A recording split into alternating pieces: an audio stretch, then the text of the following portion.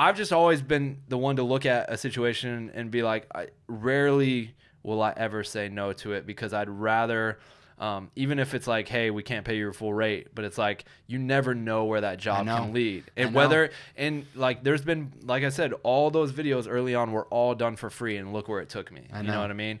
And so you have to have the work ethic along with that, though. Like, you know what I mean? Like, with the idea of like putting in like your hours of, taking free work and making connections and whatnot, you have to capitalize that. You can't just like do some of those things here and there and like not capitalize on it. You know what I mean? You have to do the proper steps to capitalize on it. But yeah, ultimately it just comes down to work ethic. Like, people who really want it, who really do want it, like, can make it happen.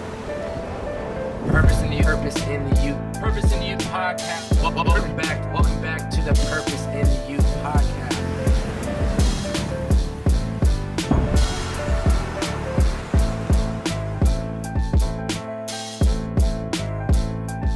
Ladies and gentlemen, welcome back to the Purpose in the Youth podcast with your favorite bearded man, the one, the only Bobbbaaaay. Ladies and gentlemen, welcome back to the Purpose in the Youth podcast with your favorite bearded man, the one, the only Bobbbaaaay. Today, director, editor, absolute beast, bearded brother, and the guest for episode 100 of the podcast, Woo! Jakob Owens. Oh, that's tight. Episode 100, my man. I like that. I couldn't be more happy to have you as the 100th guest. I'm excited to be here. Yeah, that's a cool little honor right there. I'll take that. You know what's crazy? You want to talk about timing. I'm always preaching, like, you always have to, if something doesn't work out in the moment, maybe it has to happen at a later date. Right. I emailed you in January of this year, reaching out about the podcast. You had said, the timing wasn't great. And then, you had came out here, I think in June. Timing wasn't great again. You went to Europe. And then here we are today. Boom. So 100. You want to talk about things happening for a reason. Right. I could not be happier. Dude, I always say that. Like, I truly believe like things happen for a reason. And when you're ready, for something, like it will happen for you. Yeah. Like, and I feel like sometimes when it doesn't happen, it's just like, basically like the universe saying like timing wasn't right, you weren't ready for this, like it'll come at a later date. And like I try and when anything doesn't go my way to never be mad at it, because it's just like I'm like, all right, it's supposed to be that way. Well, it's just a mental shift, right? Like it's just changing that perspective, because that wasn't something that 2 years ago I would have been bummed out if somebody said, oh, they can't do it. I'd be like, well, what do you mean they can't do it? Like they don't want to do it? Like what? Right. But when I realized that, like you said, things happen for a reason, and you just kind of change the way that maybe the timing isn't right. You kind of just hope and put the energy to the world that it's going to happen just at a later date, or whatever that situation might be. And then boom, here we are today. So here we are. Jakob Owens, we're going to have a hell of a bearded podcast today. Let me tell you right now. Yeah, I mean, I don't know. Your beard's a little bushier than mine. Mine's a little more like King Leonidas, like straight. Yeah, yours to the is point. Like definitely a little bit more straight to the point. So I respect it, and I was a little nervous coming in, because I always come in with the favorite bearded man. I'm like, do I say that across from Jakob Owens, the Jakob Owens? Like, is that overstepping? Right. I almost said something. I was like, not after today, but no, I didn't. No disrespect. We'll let it slide. We'll let it slide. Yeah. So you grew up in Arizona. Yeah. As a kid, you didn't enjoy sleeping at friends' houses. Am I correct? It was kind of, you didn't like. How did you find that out? My man, listen. Bro, you do your research. This ain't my if you first found rodeo. That out. Let me tell you, we're going to be getting into a podcast today, so I hope you're ready for it. That's crazy. So as a kid, you weren't, what's interesting is I actually wouldn't sleep at friends' house either. Yeah. So when I found that out, I was like, there's a connection right there, because for whatever reason, I would sleep at a friend's house, or try to, and then I'd call my mom at midnight, and she'd have to pick me up. That's exactly what I would do. So how was your relationship with your parents? Was it just very close? Was it? I mean, I still do have a great relationship with my parents. Parents always have. They raised me really well, and I just like was just a homebody. I like to be home. I like to be in my own bed and be at home with my mom. And like, I don't know, I just always liked that. And like, there was even my neighbors, they were like a block down the street. They're good friends of our childhood friends, and I go stay the night there, me and my brother, because they had a brother and a younger brother. And with your brother there? Even with my brother there, I'd call my mom and ask if she can come walk me home, like, and I wouldn't want to stay there. Wow. Like, and I would love to, like, the idea of sleepovers is like, Mom, can I have a sleepover at Nick's? And then something like that night, I would just be like, Mom, I want to come home. Like, I don't know. It just wouldn't work. I don't know what it was. Was it just you needed to be in the same room, with, like, the same house, or it's just? I don't know. I was just, I I never could put a finger on it other than I was just a homebody and you know, I liked to be home, and it even carried over into like my relationships. Like I never wanted to stay the night at my girlfriend's place in high school or anything. Like I was just like, you either stay at my place or it's like not happening. Like you come She's sleep like, over. is this a good thing? I don't know. Like you want to stay at his place or do you want to sleep at mine? I would like, even with my girlfriend, I'd be like, nah, like if you want to sleep over, like it's at my house. Like we're not. So I don't know. Yeah, I've just always been a homebody and like to, I guess, I don't know if it's like me just liking to be in my own like environment schedule and not like, I don't know. Yeah. So just whatever works. Yeah. Your work ethic is honestly something that is unmatched by a lot of people that I follow on social media. You are constantly hustling, working around the clock, but it's not that. You love what you do though. That's the difference is that you love what you do every day.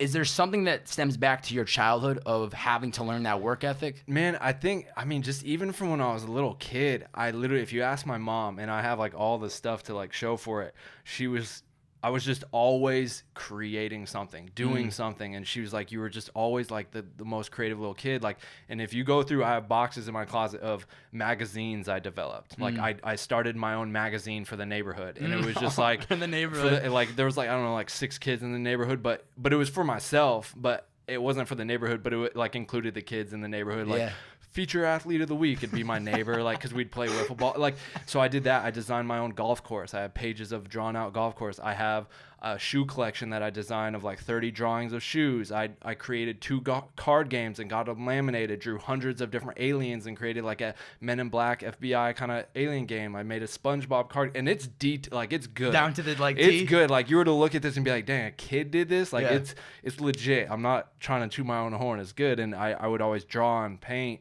and scrapbook and shoot little Hot Wheels movies and pretend like it's a Fast and Furious thing with my brother and make monster movies. We'd go outside and film ourselves dunking and create our own like ESPN like dunk contest show and then have our neighbors hold up ratings, and I would write about it in the magazine I created, and like literally like Legos to just anything and everything.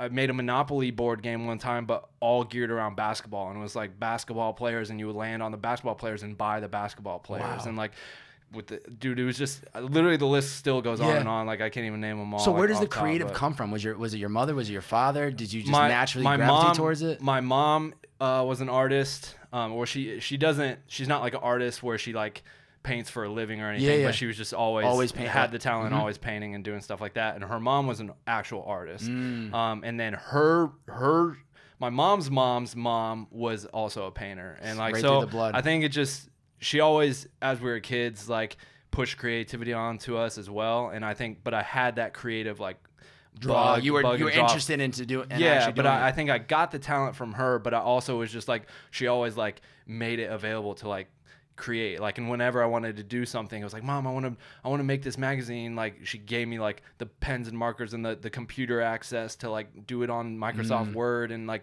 you know, she was always like, do it. She wanted you to actually do it. And same with my brother, like I'd get him involved on everything, and he wasn't like that like I was, but he enjoyed like being in on the little movies and monster movies and stuff. And I made a 20-minute monster movie when I was a kid with my old parents' tape high 8 camera, and like he's in it, and it's like 3 of my neighborhood friends, and it's like 20 minutes long. Wow. It's detailed, and I look back at it now, I'm just like, oh my gosh, I was so pathetic. Is your brother older or younger than you? He's a year younger. Okay, 1 year younger. And his name's Derek. Derek, yeah. How was your guys' relationship growing up?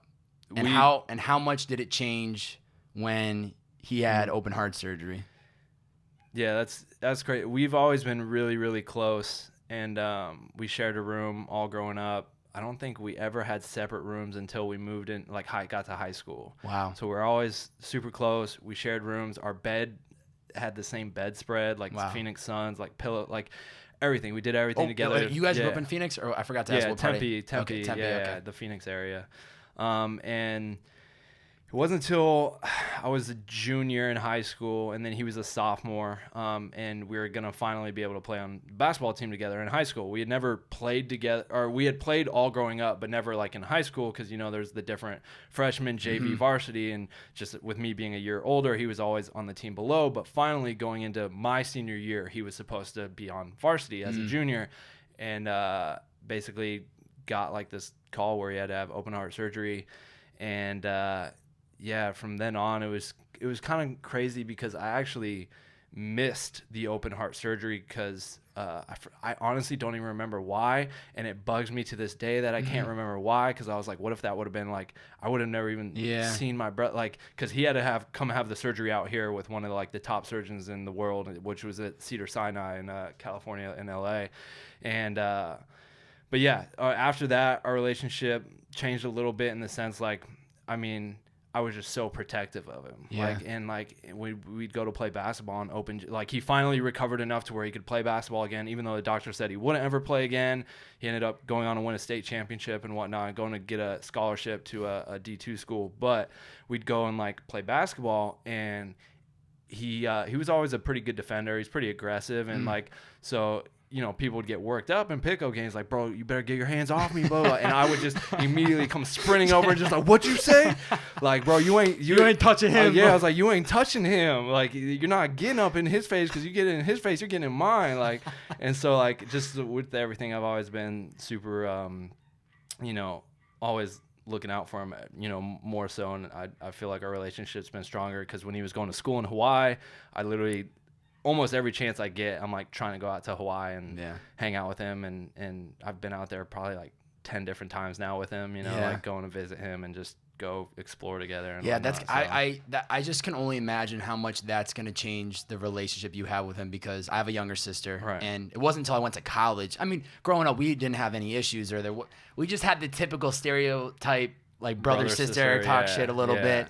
But it wasn't until I went to college, where now I'm not seeing her on a daily basis, the relationship changes, because now it becomes this communication line, and we appreciate each other more, and we're talking about things. And you know, when I'm reading and I'm finding out that, you know, at such a young age he's having this open heart surgery, I'm sitting there thinking, how would have I gone through if I knew my sister had to have and that? It's crazy because I think when you're younger too, you don't realize the gravity of it. Like now, when he had to go back for his second open heart surgery, which I think was like 3 years ago now, which was again here in LA, not Cedars-Sinai this time, but somewhere in Santa Monica. I made sure I was there, and I was there for the few days like prior to him having to go in for the surgery, and I just remember, like, I felt a different way that time than I did. Like, I don't think I fully grasped the weight of the situation the first time around, because I was young too. Like, I think he was 15, so I would have been 16, or I was 17, he was 16, one of those. And so I just don't think it fully resonated with me of how big that surgery was for someone, and especially at his age too. Like, the type of surgery he gets, like, people don't get till later on in their life. And so do you think you missed out that first one because you were scared? Like, to be part of that process? I think I was a little bit scared, but I also think I was probably preoccupied. I honestly don't even remember what I had going on. I don't know if it was like finals or something. There was some reason, because my mom and dad went, and my cousin, who was a little older, but like that, you know, that was really it. So I don't know. I can't even remember what was going on, and it still always bugs me as to like why wasn't I there? I still don't even remember. But you're there for the second one, so I mean, and I'll be there for all. There's not going to be any more, but if he ever needs it, you're going to be there. In high school, you end up making a pep rally video that everyone loves. Everyone's firing you up. You're the best, Jacob. Do you think... Where are you finding out all this stuff, man? You got your secrets. I went and sent the Hail Marys. That's funny. Little punch back in, ladies and gentlemen. Little SD error. Shout out to GoPro. You guys should sponsor me. Okay, cool. Yeah. Pep rally. Was that like a moment that you realized, okay, maybe I should follow this passion with film? Or that was like my moment of like realization or clarity, like, yeah, this is what I'm gonna do. Like, because I always loved, like I said, making videos. I was always making videos, and I was going to I was like shooting everything from, like I said, little dunk contests at home to like little action films at home. And then the football team approached me because they knew, like, I was friends with a lot of them. I didn't play football, but I was just friends with a lot of them, and they're like, yo, like, make us like a hype video, like, and I was like, all right, cool, like, and this is like before even like YouTube's big or anything, like, and it was just like, all right, cool. So I made them like this little hype video with my old little tape camera and put it together, and then we approached like the the principal or the director or whatever, and we're just like, hey, can we play this at the pep rally before the football game? Like and they said for sure, and so we played it, and literally like, you know, at the end, like they said that I did it and everything, and the whole day, like the rest of the day, teachers, students, everyone was just like coming up to me, that was so amazing, bro, like da da da da, and they were just like hyping me up all day. And then a couple of the teachers were like, that was really, really good, like you should do that, like that should be like, and that was kind of like my moment of like, yeah, this is what I'm gonna do. Like, were you already applying for Arizona State at this moment? No, because this was early. This was like my freshman, sophomore year. Oh, so wow. I literally was just pretty new to high school, like early, and then they got a little video class program, film program kind of thing like my junior year in high school, and I was like one of the first group of, or I was the first group of students who was in that class with Mr. Cole. Shout out to Mr. Cole. Shout out to Mr. Cole. I've gone back and spoken a couple times to that class, but that's kind of like where I got my little start. I did the segment for the Thursday or Friday announcements where it was called Man on the Street, and I'd go around, and I wasn't filming. I would just go around and ask people like random riddles, like in between classes. Was somebody and filming stuff. you? Yeah, someone was filming me. I had a mic, and I'd go around and ask kids like certain riddles, like, you know, if a chicken lays an egg on the, or what was one of them? Yeah, if a dang it, I already messed it up. It's been so long. If a rooster lays an egg on the top of a roof, which way will it fall, north or south? North. I don't know. Why would it fall north? I don't know. You don't have any? You know? I have no idea. Roosters don't lay eggs, and so like, I'm chickens. stupid. I'm stupid. We have a rooster out here. Yeah, Damn so it. I would just like do riddles over my or head. like hold up pictures of people and like tell me who this is, and just like try and mess with people. And it was like the hit. Like everyone couldn't wait till like Thursday and Man on the Street, and after I left and graduated, they had it continue on. All right, ladies and gentlemen, that was the second punch back in because GoPro and the memory card wants to screw up on the 100th episode. Dang. What's good with y'all? Anyway, let's get into Arizona State. All right. So you go to Arizona State, you're walking in, you know you're going to do filmmaking. Right. Do you spend the next 4 years just all in on film? Are you balancing like the college lifestyle? Right. So it's funny, before that, so I played basketball, and my coach asked me if I wanted to like go on to play basketball, because he was going to help me, you know, find a community college or something. I wasn't on the level of like a D1 kind of player, but like, so he was like, you know, I can help you get to the next level. Let me know, and we'll basically get you placed. And I like knew what I wanted to do. You know what I mean? I knew I wanted to do film, so I knew ASU had a film school. It was relatively new. It wasn't anything exciting, but I had an in-state scholarship that was really good for my grades. It was close to home. Again, I was waiting. I was seeing you gonna say it. I'm a homebody. I wasn't trying to go. I never had any interest to go across the country or go anywhere. Didn't even slip your mind? Not in the slightest. I was like, you're gonna have to drag me. I was there. like, I'm staying in Arizona, and it's like, even if I have to go to U of A, which I would never do,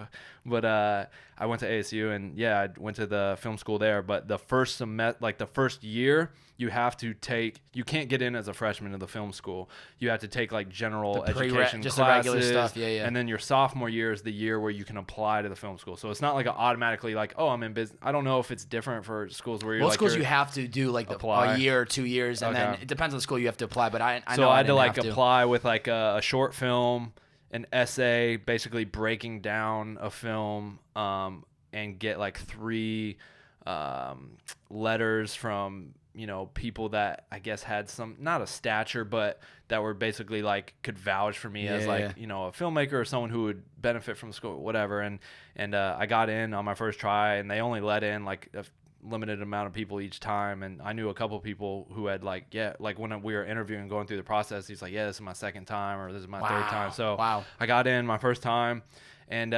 film school at ASU was a unique experience. What do you mean by that? I didn't adhere to their rules, and like I don't know, I was different. I'm not your typical film dude, you know what I mean? Like I felt like a lot of them were so like artsy fartsy, and didn't like, I was doing I got into the music video thing and doing that for YouTube and stuff, and so my teachers would like, they didn't understand that or get that, and like would like call me out in class like, oh, you're not following the curriculum correctly, because I would like bounce to LA to shoot a music video that I was getting paid for, and like it would upset them, and you know, it just, I don't know, it was just, I have a really interesting story. So it was my junior year, I was taking cinematography class. I always sat in the back. I never said anything. I talked to like 1 or 2 people in that classroom. I wasn't really like friends. I definitely wasn't friends with any of them like outside the classroom, but I had those couple like in class You're cool friends. with them. You're cool with them. Yeah, and I would sit in the back, never say anything. I was quiet. Like I was off doing my music video thing for like KYLE, Futuristicas, Samson, the early days, and I would, you know, so I didn't really say much, and we had this for our final, we had to make our reel, our DP reel, and I was like using all the music videos I was shooting for like KYLE, Samson, Futuristic, SK4MC, and like putting that together, and that was my reel, gonna be my reel, and everyone else, like they weren't like working, you know, and then so they were kind of like choosing a subject of like flowers, and like the reel would be like cool shots of flowers, and you know, whatever their subject matter was, you had to choose the subject and stick with that. Mine was music videos. And so you had to sit up in front of the class, like during the final there was a TV up in the front of the class, and you'd sit up facing away from the TV looking at all your classmates watch your reel, and you'd have to like watch their reaction to it and then answer their questions or feedback or whatever afterwards. And I remember the first day went through, and like everyone was saying all this stuff like, oh my gosh, your reel was so good, I loved how this and that, and I just remember sitting in the back going like, that was bad, like that wasn't even good. Like they're just friends of each other, so they're like hyping each other up, and like I was like, what are you seeing that I'm not seeing? And but I was quiet. I never wanted to say anything. Yeah, you kept your mouth shut. You don't want to be that guy. Yeah, and like again, it was very like, it was stuff like car out the window shots or like flowers or like people, like, and it was not anything of like, yo, this is a reel. This is shots. You like, were in your own world. Shots. You were actually doing things. Right. And so my turn comes up on the second day, or no, so that, mind you, that end of that first day, this guy goes up, shows his reel, and his friend was just like, boom, this was amazing. This, like, I love the control of the shot, whatever he said.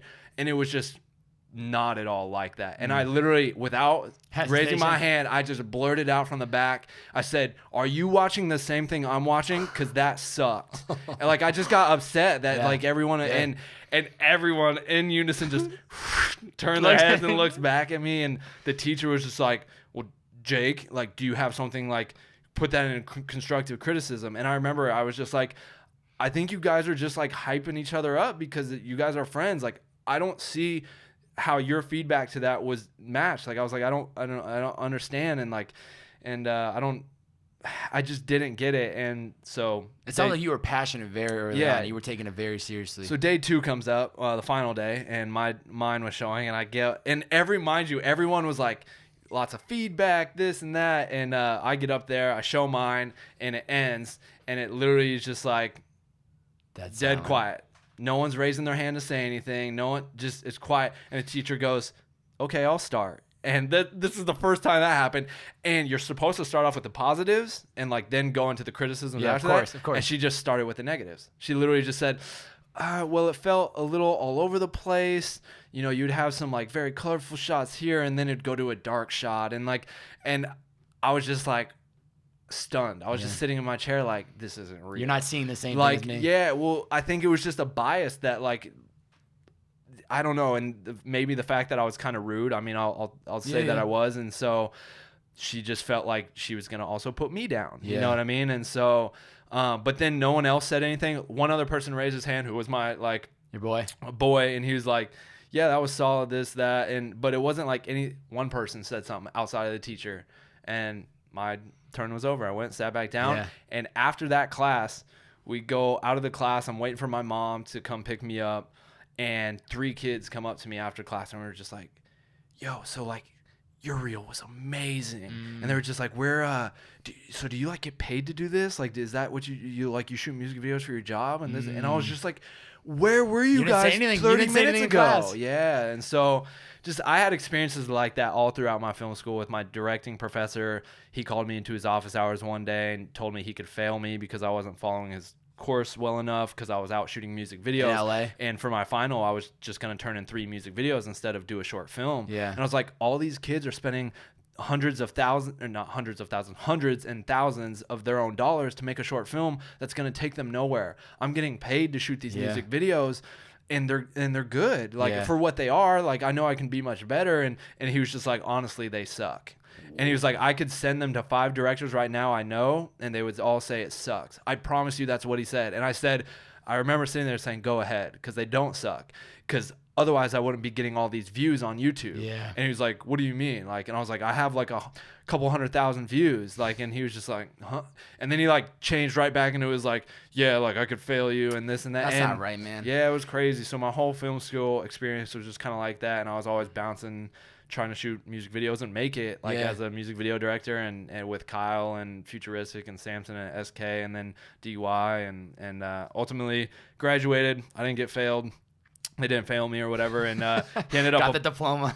He ended up apologizing to me when I showed like the final films, or final music videos, I should say. And then he asked me, like a few years after, still following to this day, he asked me to come back and speak to his directing class and stuff. And I think as a college professor, no matter where you go, it doesn't matter film, doesn't matter for business, if you have a student that is actually getting work outside the classroom, they should be able to translate that into credit somehow. Because that's the best way to learn. We could sit here all day and watch videos. I get questions all the time, like, hey, man, like, I want to go to film school, this and that. And I'm just like, bro, just go out and do it. Like, that's what I did. Like, yes, I learned certain things from film school for sure.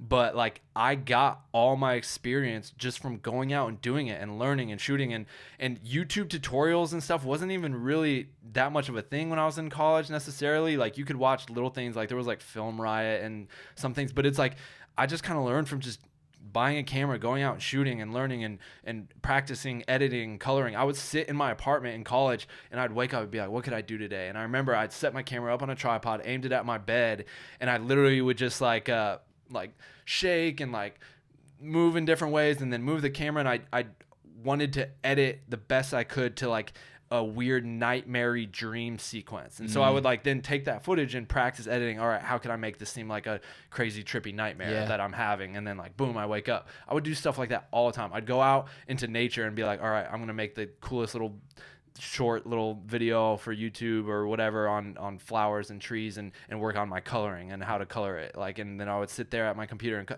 like, I was just doing stuff all the time, trying to like get better and go do it. I wasn't sitting in a classroom learning, oh, this is how you color, this is how you use it. Like, I just went out and they can give you the tools and they can teach you on how to do certain things. But now with YouTube, especially with like you're saying with the tutorials, you just have to do it. Like, that's how it is with everything. Podcasting, YouTube, and that's how making videos. That's how you get it into the industry. Like, even with some of the kids that have been like working on some of my sets or been on some of my sets early on, like, are doing like some cool things now, and like how they got in. And I've even brought them on as shooters on some of the stuff I'm doing, or like they infiltrated by just getting on set and like being involved and doing it. They didn't get there by sitting in a classroom. Like, they literally got to that point because they're literally out there trying to do it. And so people need to be smart about that too. They need to understand what seems so natural for me to understand, and probably you and for Kirk.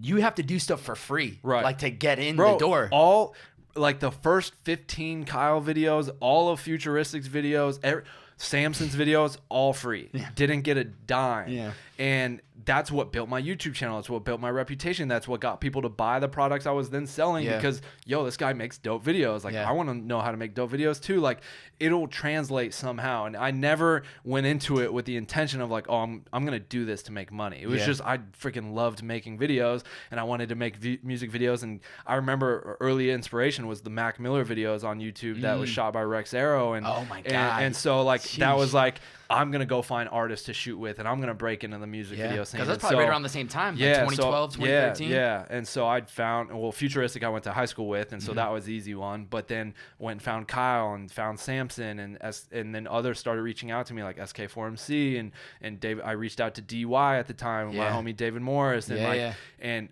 I literally messaged him on Facebook and emailed him. I was just like, hey, he was shooting with Rex Arrow too. And I was like, hey, I can make you way better videos for less money. Literally, he saw the message and messaged me, and was just like, I sent him my reel, and was just like, which I used for that cinematography class, and sent it to him. And it was just like, here's the work I can do. I'll literally do a video for you for $100. Wow. Like, and he was just like, done. Yeah. Came out to AZ. We shot a music video. We hit it off really well, like just like as like friends. Yeah. But also he was just like, bro, you're also actually good at what you do. And from then on, he just shot all his videos with me. And it's like, had I tried to come out, I'm like, yo, bro, I could do a music video for $5, it never would have happened. And like then an artist, Hoodie Allen, saw the video I did for him, the one that I did for 100. It was well, not that one, but then I did another video for DY in New York called New York Times. And when we put that out, Hoodie Allen saw that video and then wanted me to do a video, and then I got a budget to do his video, and I still did it for a cheaper amount so I could put as much in the video as I want. Yep. And then the guy, that big time director who's directed all of like Soulja Boy's videos, a lot of Lil Wayne videos, OG in the game, Rage, was directing a Hoodie Allen video, and the edit came out terrible. And Hoodie Allen told Rage, which was like, "Yo, I got a guy who can edit it. Like, let me." So he took the footage back from Rage, gave it to me. I edited it. He's like, "Bro, I want to release this in a day. Like, can you get it done?" I was like, "I got you." I flew back. I was in Ohio. I flew back to Arizona. The drive was there at my front door. I picked it up, plugged it in, edited it, sent it to him later. Literally after like 7 hours of editing, coloring, sent it to him. He's like, "Perfect." He released it that next day.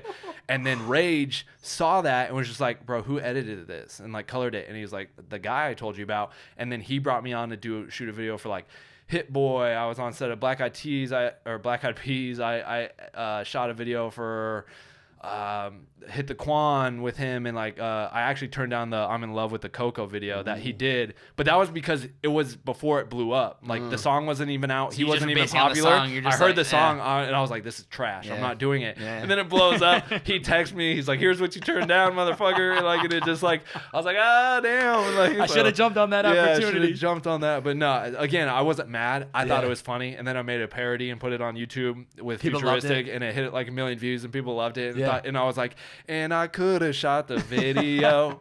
Then I heard the song and said it was too shady though. So I made fun of it, and you live and you learn. And the next one he hit me up was for Hit the Quan, and he was like, don't turn this one down. That song was already popular. I was like, got you. I got you. And so went out and did that. But yeah, again, all that stemmed from this $100 video I did for David Morris, that I reached out to him and just was like, yo, let me do this. Well, what I think is super amazing, you got today the BuffNerds YouTube right now. Sorry, that thing sticks every time. I got to get like glued down. You're sitting at 760,000 subscribers. You're over 251 million views. I went back 7 years ago. The first videos you had was with Futuristic, Kyle, who was KID at the time. Right. But what's so interesting to me is that the three of you, at least you three in this instance, are super successful in your own lanes. Right. And what was it about, like thinking back to then, what was it about you guys that allowed you to be where you are today? Because even I watched the after party last night, and I see your videos right on the movie. And I didn't even know about a Netflix that. movie. Shout out to everyone who didn't notify me about that. I had no idea. I was sitting there watching on the couch, and it popped up. And I was like, "What? That's my video." That's my video. Like, so but how crazy is it to think 7 years ago when you guys are just making these? It blows my mind, because all three of you are super successful, and that's not just luck. That's just like, what are the odds that the three of you start at the same spot and now you are where you are today? I think it's a testament to a few things. One, collaboration. Just with, like, I'm shooting his stuff, he's giving me videos to shoot, same with Futuristic. Like, we're all, and I'm not asking for money from them, they're not asking. Like, we're just all like, we just want to create stuff, so we just are all creating stuff. We're working together. They did a couple songs together, we shot those, and just building that up. But also just the work ethic of me, Futuristic, and Kyle, I feel like it's just bar none. Like, they're literally like, they don't stop along with me. Like, they're every day they're working on something, creating something. How can I had this conversation with Futuristic when we were in Europe, and he was just like, yeah, right now I'm trying to think like, what's one piece of like basically content or something that I can put out every week that can bring me value, whether it's monetarily or follow or whatever. Like, just his mind's always spinning, just like mine's always running. We're always eager to create, work on stuff, stay busy. Like, we don't function sitting still at home watching a movie. Like, I'd rather not sit at home and watch a movie. I'd rather go and create, build, do something that's gonna, and that's I don't know. So I think it's just that combination of all our work ethics was pretty much the same, and coming together and then collaborating together, and both those things together, just not, because there's a lot of people I see that I started with that are nowhere really to be found now, because I look at them and they had a weak work ethic then. And I was going to say, and it's so a work ethic. And it's obviously, and I'll hit people up even today and be like, yo, do you want to come out and shoot? Like, budget's kind of low. I can still pay you, but not, what you're using. Nah, man, I'm busy. I'm working on, I'm trying to get this other thing going or this or that. And it's like, okay, or they're, I don't know. I've just always been the one to look at a situation and be like, rarely will I ever say no to it, because I'd rather, even if it's like, hey, we can't pay your full rate, but it's like, you never know where that job can lead. And there's been, like I said, all those videos early on were all done for free, and look where it took me. You know what I mean? And so you have to have the work ethic along with that, though. Like, you know what I mean? Like, with the idea of like putting in like your hours of, taking free work and making connections and whatnot, you have to capitalize that. You can't just like do some of those things here and there and like not capitalize on it. You know what I mean? You have to do the proper steps to capitalize on it. But ultimately it just comes down to work ethic. Like, people who really want it, who really do want it, like, can make it happen. And I think you just have to. You need the talent. You need the talent too. Like, 100%. You got to have the talent. Like, Futuristic, very talented. Kyle, very talented. So you need that talent aspect. But if you have the talent, if you have the work ethic to go with it, that's the recipe. There's nothing that's going to stop you. Right. But you have to, and that's the thing. It's like, people have to assess that relationship. They have to assess, if we invest in each other, you're bringing on the visuals, they're bringing the music, you come together, you collaborate. Right. Where could this take us? Right. Where could this take us? Because now, I mean, you guys all can. And I feel like you have to just love it, right? Oh, I mean, we never got into it. Like, they were never doing music because like, oh, I want to make money. I was never doing videos because like, oh, I want to make money. I didn't even realize like the type of money I could make as a filmmaker or a creative or whatever. It was just something I wanted to do. And so that's what I feel like also made us successful, is because it never truly felt like work, because you always were just wanting to do it. And so it made us always constantly want to work on stuff, and ultimately then the success or money came or whatever. But if you go into the mindset of like, I'm doing this to make money, you're not gonna have the work ethic you would as if you loved it. And that's what it comes down to. It's like, you look at basketball players that and have an inherent bodily just gift, right? Like, we had this basketball player in high school, I'm not going to name him, but like all the physical tools, but he didn't have the work ethic. It's like, and didn't go anywhere because of it. And it's just like, you gotta have them meet together and to grow. And I think a lot of that too comes back to people's childhood. You know, how bad do they want it? Were they given a lot of things? Do they have to work for certain things? Sometimes I think that I take a step back and I just appreciate the environment that I grew up in, because there was enough food on the table, but it was also, you want that video game, go out there and bust your ass and make that money. My dad would pay us a penny a push-up. Oh, like, wow.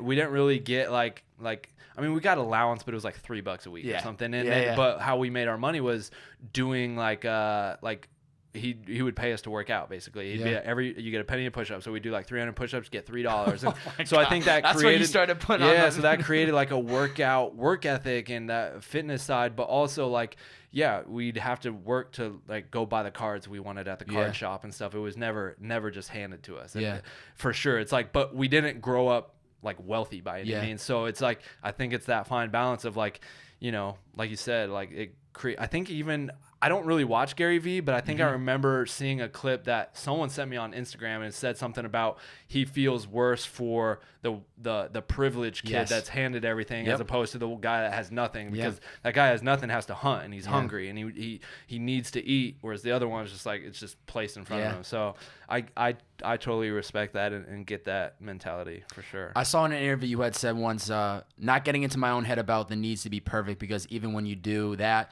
it is still not going to be perfect. And I think a lot of time creatives, they tend to, overthink a lot. How do you battle not overthinking and deciding like, this is what I'm going to do and this is how I'll do it?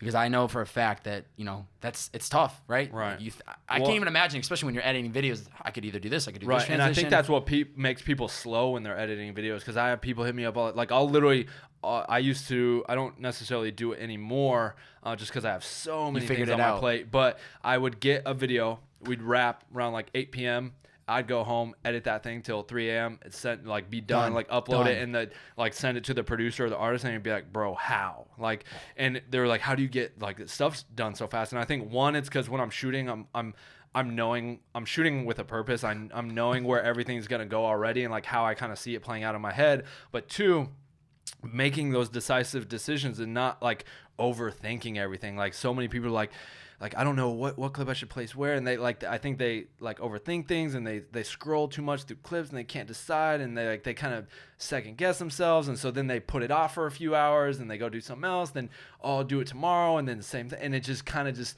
keeps getting dragged out, and then next thing you know, it's like took 2 weeks to edit a simple little video. And I think it's just like, no matter how much time you spend on something, it's never going to be perfect. And I know I've a couple videos I went back and watched recently where it's like I spent a good amount of time like editing, re-editing, notes from clients, this and that. I'll watch it, a few weeks later, I'm like, dang, like I don't like that, but everyone else watches it like, bro, it's amazing, it's so perfect. I'm like, no, it's not. Like, and so no matter how much time or energy you put into anything, it's not going to be perfect. It's not going to be the way you ultimately wanted it maybe fully to be, that you saw played out in your head. Like, it's just, nothing will ever be perfect. So it's just like you got to get out of your own head in your own way, and just kind of put stuff out there, and not go like, and I think the problem is too is that if it feels great right now, you put it out there, whoever publishes it, 3 months you've learned so much, and then you look back and you're like, what the hell was I even because you're constantly growing, like as a person, as a creative, like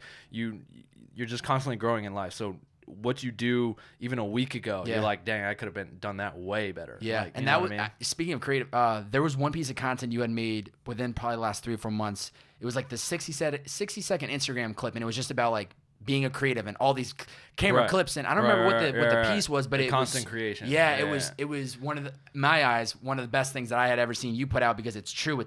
We are always overthinking, and there's so many different things that factor. It's just, why don't you just create what you think is dope, and then put it out there, and then move to the next, and then move to the next, and then and kind of assess as you get better with it. No, 100%. I mean, it's just, that's why it's crazy when I see what you're always shooting the series, and then you're shooting a music video, and I'm like, when does this guy step back and actually have time to creatively just think? Because you're always going. I don't know how you're able to do it. People message me all the time. One of the biggest things, they're like, bro, how do you find time to even work out? Like, just because they're like, you're always doing so much stuff, and it's kind of even one of the reasons I made like my workout guide, like, because it was just like, I feel like fitness plays into the creative like mindset, and like where I've even got some of my best ideas or whatever is like in the gym, or when those endorphins are flowing and you get those creative juices, and it also just allows you to step away from computer and technology a bit and just grind out and sweat, and then you come back to it, but yeah, man, I'm just, my mind's always running, I'm always creating, and I kind of lost track of what the question was or what we were talking about. No, but I mean, just to go off of that, like, one question I did want to ask was just that, like, how important is your health and fitness? Because I do see you working out all the time. I see you do consume really healthy foods. Would you say that? For the most part. For the most part. Of course, occasional cheat day, right? You always have to enjoy yourself. But do you believe that helps you operate to your full potential? I do. Like, because I like... Oh, that's the thing. Yeah, people are always like, bro, how do you have so much energy? And I'm like, probably because I don't eat junk all the time and I work out. Like, and if I have more energy, I can get more shit done. Like, the more shit I get done, like, it feeds right into the creative element, and being, a creative and a filmmaker, or even just an entrepreneur, like being able to constantly like I wake up, like, there's a lot of people I know, they wake up at like 11 a.m. and it's like that's when their day starts, and it's like mine starts at like 6. You know what I mean? And I'm up. Early bird gets somewhere, baby. Yeah, and but also the better the physical shape you're in, and the more you work out and everything, the less you have to sleep as well too. I don't know if you know that, but like, you don't need as much sleep when you're in better shape. And I don't know, it's a huge proponent to my brand. Like, that's my brand, so I got to keep it up. But two, just like, it just, I've seen how it's helped me in my productivity and, my daily life, but also as, as a creative, an entrepreneur, everything. So it's like, it's super important to me, and I'm always trying to like help people get on that, especially my mom. My mom's always like, I'm so tired. I was like, Mom, if you would work out, you wouldn't be as tired. I had a long day at work, and so I don't know. I also think too, you wake up with a sense of purpose. Right. You always have something to work on. Right. You enjoy your work. Yeah. And you're surrounding yourself with the right people. And I think sometimes that can help people wake up. What I've gotten better is just having a task before I go to sleep at night. Think of at least 3 or 4 things that I need to get done the next day. So when my eyes open, there's not this hesitation of should I snooze? It's just nope. I know what I got to do. Right. I have a little document on my computer. It's just like a little text file that sits up in the corner and it says to-do list, and it just has like I type out like the things I need to do because one, it's that way it's always in front of my face. Like it's literally it's not off to the side somewhere. It's literally in front of my face all the time. And it just kind of reminds me of what I need to get done. But I always wake up in the morning and like, you know, I'm just like, boom, I get right to it. One, because like you said, like have a purpose. Like I'm excited to work on all the things that I'm doing. And that gives, you know, kind of drive and motivation, all these different things I got to do. But yeah, one of the biggest things I think to productivity is like having that to-do list like in front of your face all the time to constantly remind you like, hey, don't forget you need to do this today. Yeah. And so, but yeah, I mean, I feel like working out and just like being healthy, eating right, drinking like, and you don't even need to be like a crazy like vegan or anything crazy. Yeah. I mean, I had In-N-Out last night, like a 4x4, crushed it. Let's go. Crushed it in like 30 seconds. Sunday cheat day, baby. And so it's like I love cookies. I'm a cookie fiend, bro. I have cookies all the time. Like not all the time, but when they show up, when they show up, I go ham. Like, but it's not like I go to the store and buy cookies to eat at home. Like I'm one of those people. Like if it's in front of me, like if I'm out somewhere and someone gets it or it's around like on set or whatever, I'll eat it. But I'm never gonna go to the store and buy like candy and buy the freaking junk food and like all that. I won't buy it, but it like so at home I'm good, and even when I'm out I'm pretty good. But if you put 6 cookies in front of my face, I'm gonna eat those. You're going off. Yeah, I'm gonna eat them.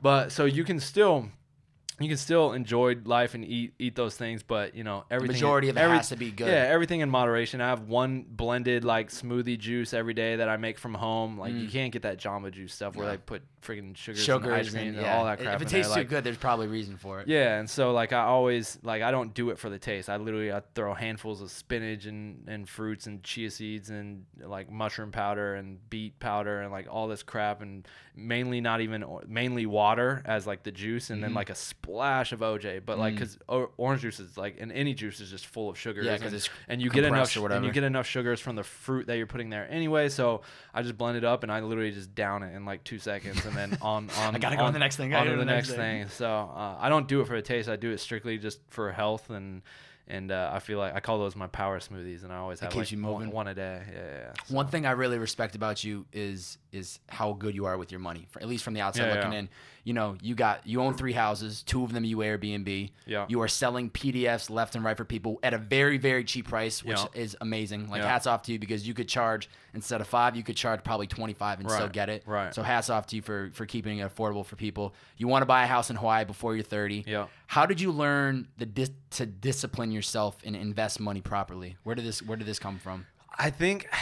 I don't know, because as a kid I was just always blowing it on sports cards. I think we all do as a kid. I think we all do as a kid. But I think it was fun. I think it was when I first moved out to LA and I was on my own, and I was like, I started having to like, okay, I need to pay for all this stuff myself. Like, and so I realized like, all right, save this money every month, put this like, and I think it was that moving out here by myself, living in LA, I was like, where it started my whole like money management, like, okay, I got to be smart and do this and that. What could I do to bring in money and then save this money? And especially like in filmmaking, like gear and tech and is always changing, and so people are always buying new cameras, or they'll buy 2 cameras and this and that. And I'm like, why do you need 2 cameras? Just buy one and use that money to invest in something that's gonna make you more money doing nothing, like, you know. And so that kind of like, I think it was in 2015 when I bought my first house, 2015. So you bought, how old are you? 25 at the time? 25. You're 28 today? Yeah, 28. Okay. So I bought that house, and then I remember I was like, I told myself, I was like, I'm gonna buy a house every year for the next 5 years, and so. But that was just a goal, and I want to talk about like goals and planning, because there's a difference between like goals and dreams, and but that was like my goal to do that. And then in 2016, I was like, all right, it's time for another one. So because I started renting that one out on Airbnb when I would like go to LA, and then it just started doing so well that I was like, all right, I'm buying another one. Like, and so pretty quickly after that one, I bought a second one in 2016, and then permanently just Airbnb'd both of those out while I would like be here in LA, and I'd have like my brother or my mom, or like a friend, like basically kind of run it, manage it, make sure it's clean and everything for the next guest, and would just pay them to take care of that.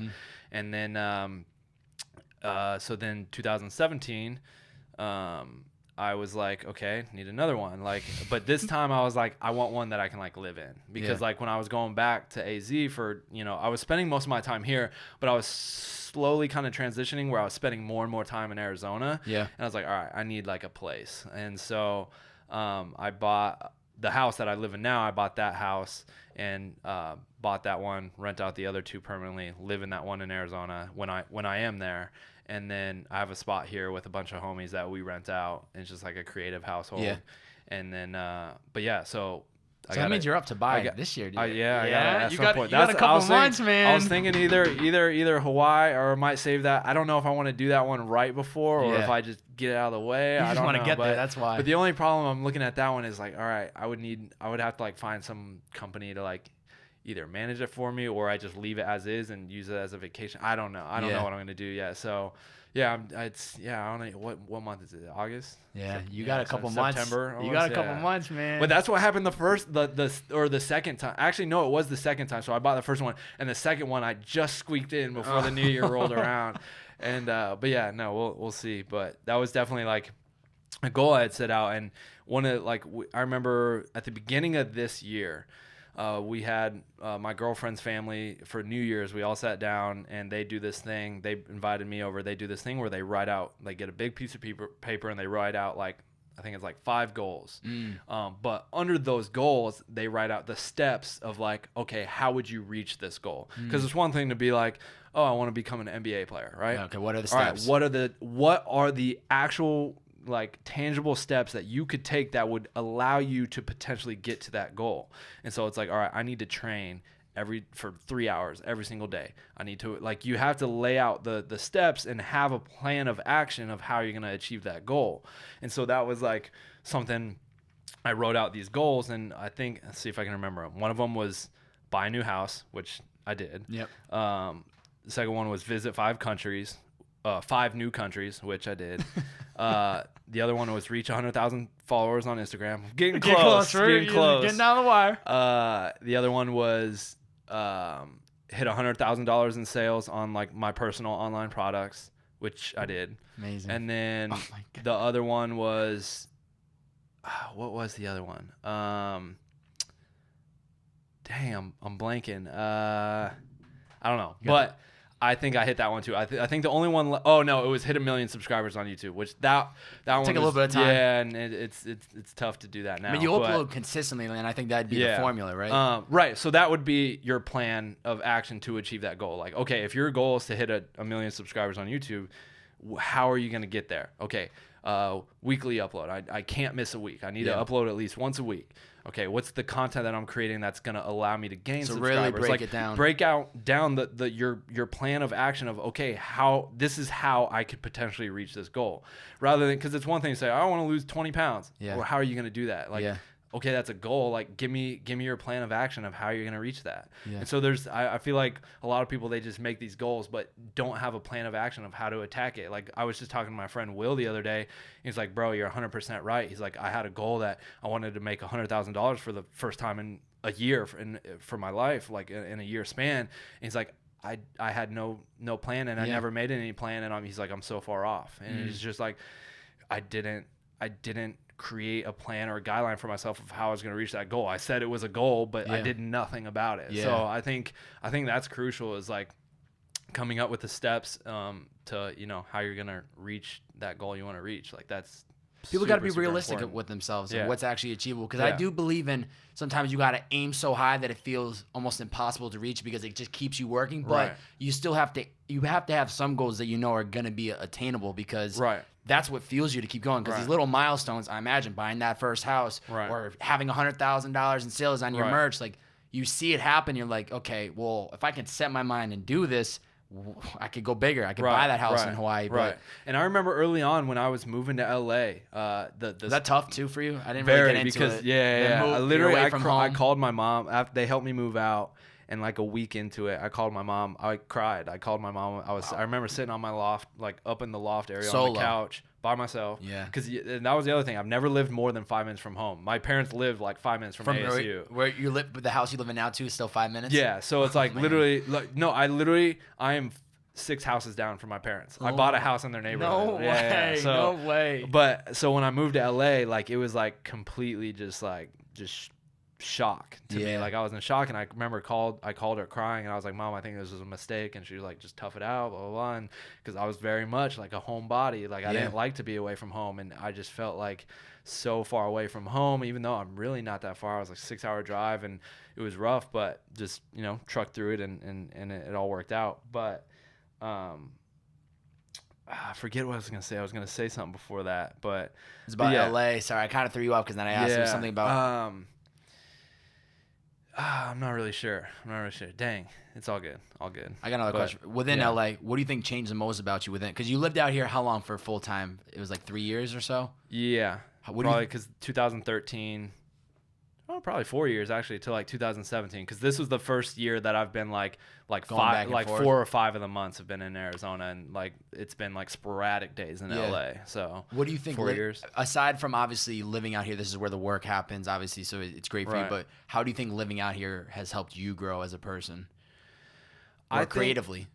I mean, it's helped me like as a person probably just be more considerate to people, I guess, too, in a way. I just see how, and also like loving and caring to my friends and family, because I just see how much fake stuff goes down out here, and how just like kind of just evil and rude people can be. And so it's just like, and that's another reason I love living in Arizona. I just feel like just people as a whole are just much more down to earth, and so just kind of realizing that and being like, yeah, I never want to be that person that's like rude, mean, disgusting, like to anyone, whether it's a friend, a fan, anyone. Like I don't want to ever.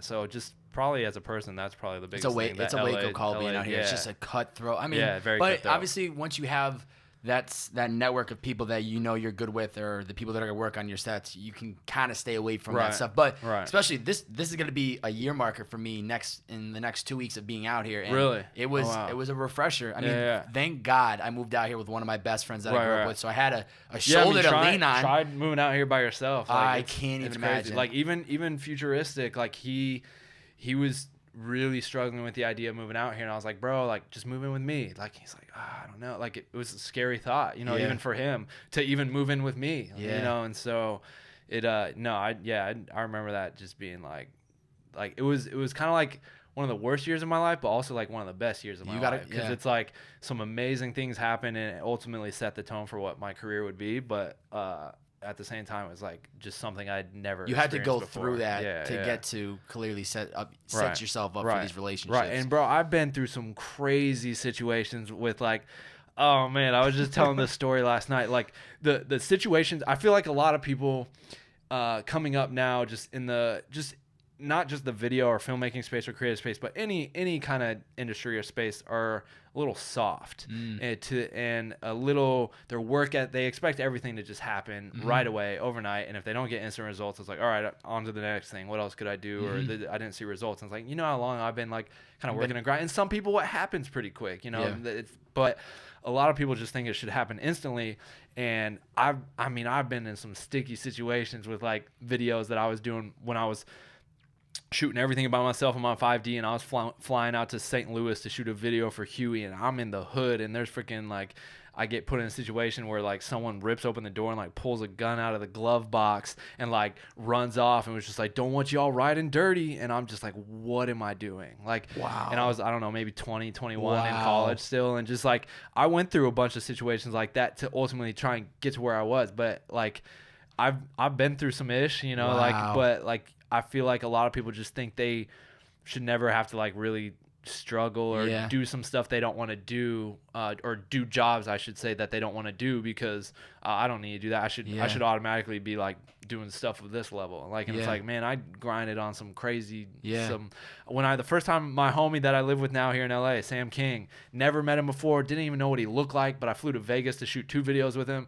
pull up to the airport, and again, didn't even know what he looked like, rolls up, big old black dude, dreads, and I'm like, he's like, what up, I'm Sam, and I'm just like, oh shoot, he's like, we gotta go handle some business, let's walk and talk, and I was just like, what is not again, what am I and so we start walking, he starts telling me his phone just got stolen last night.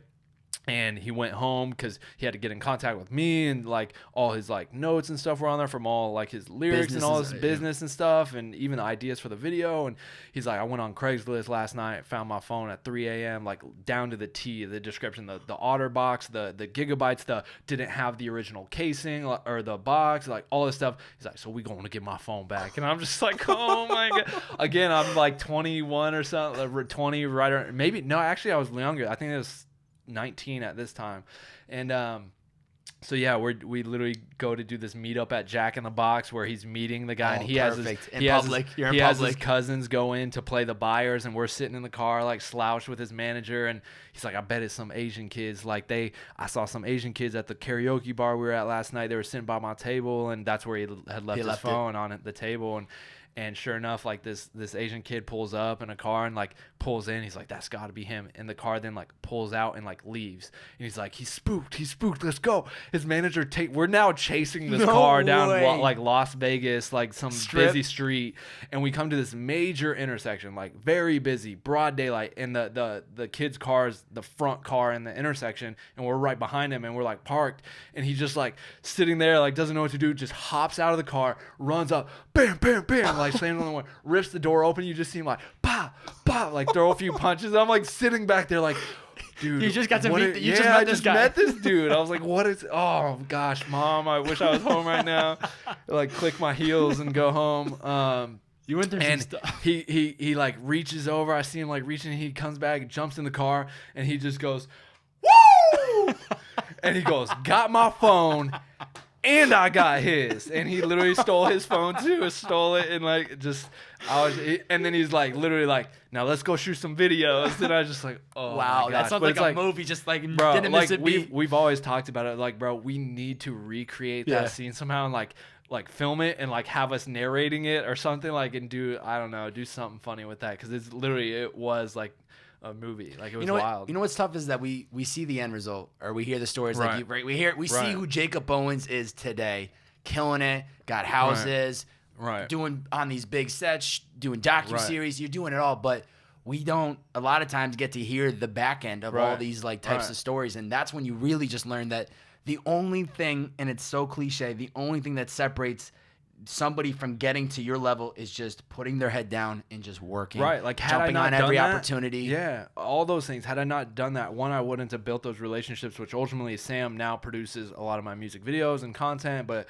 he was also a stepping stone for my reel, and he was one of the ones I turned in for my class final, one of his music videos, and I used that in my reel, and it was a good video that I used to try and land bigger artists. And it's like, all those were necessary like grinding steps to get to where I was. Like, I would have never got anywhere had I not done those grinding out years or trying to build on small wins and get to where I'm at. So I don't know.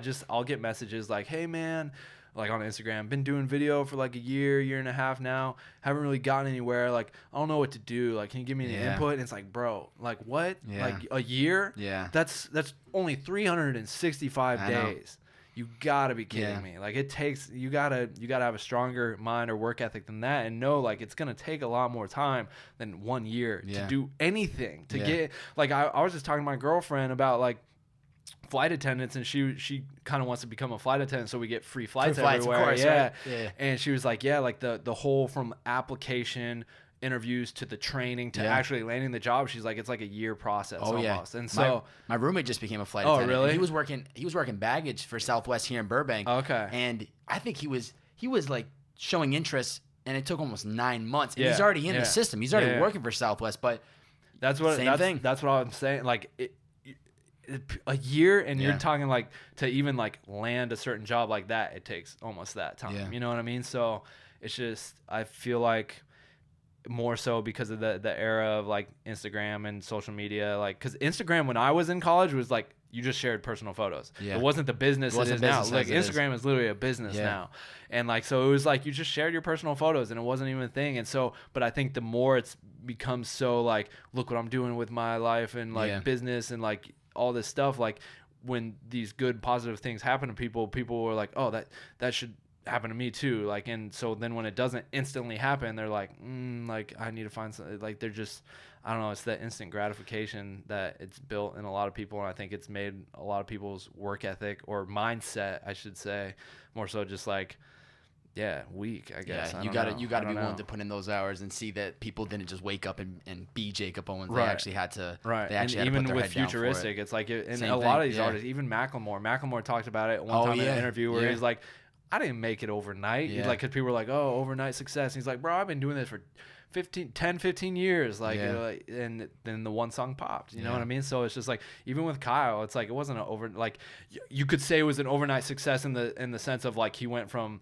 the popularity he was then to bam, just nationwide, pretty much instantaneously. But I mean, he was grinding for years just like me beforehand. So it's like, there's no like overnight success. People are working behind the scenes for a while before they see that growth. And for me personally, Kyle was one of those artists that I felt like I had seen that full thing. That's probably he was probably the first person I started to come across your content with, because I got intro to him right when like Beautiful Loser came out. So for me to from afar see that transition and see him go from just making music and putting out mixtapes to then literally last night watching him on Netflix, it's putting in the work, right? Like there's no other way to say it than you guys have done it. You've been doing it, and you're gonna keep doing it. And who knows what?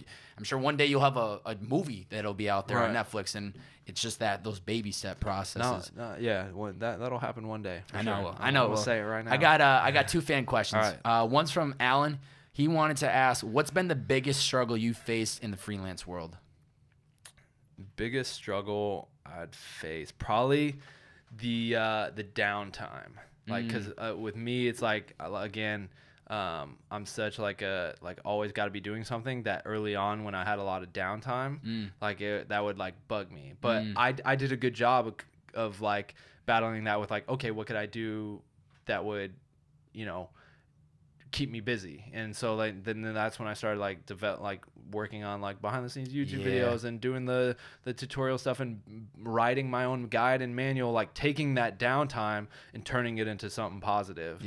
Because as a freelancer, you're gonna go through moments, or even as a Hollywood director, like a big time actor. I was just at a Stranger Things like private screening thing, and the Hopper, the sheriff in the show, he did this Q&A, and he was talking about, he was like, I hadn't done anything like noteworthy for like year and a half, 2 years, and it was kind of like, oh, maybe I'll like slow down, and he has a wife and everything. It's like, we do, and then all of a sudden this opportunity happened, and they didn't even know it was going to be big. They just shot it, and it came out and was huge, and he's like, now it's just, that's his career. Like, I mean, that's just, but even at that level, it was just like, what do I do now? Like, do I, you know? And so just taking that downtime and or moments between jobs or whatever, and figuring out like, what can you do to be productive, whether it's just working on yourself personally, like that type of productivity, or, you know, for your work, you know what I mean? And so like, whenever I'm not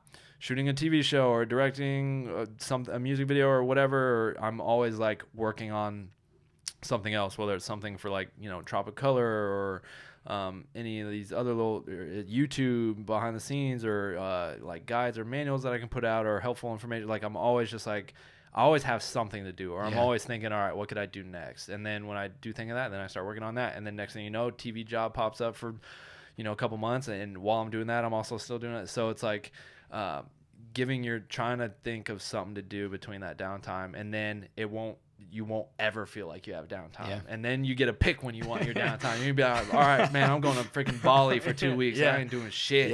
I'm just going to go chill on the beach and ride But around. even then, like, you're still working when you're over there, bro. I credit you. I'm like, this guy's shooting and he's on vacation. Bro, on this last Hawaii trip, I was on vacation.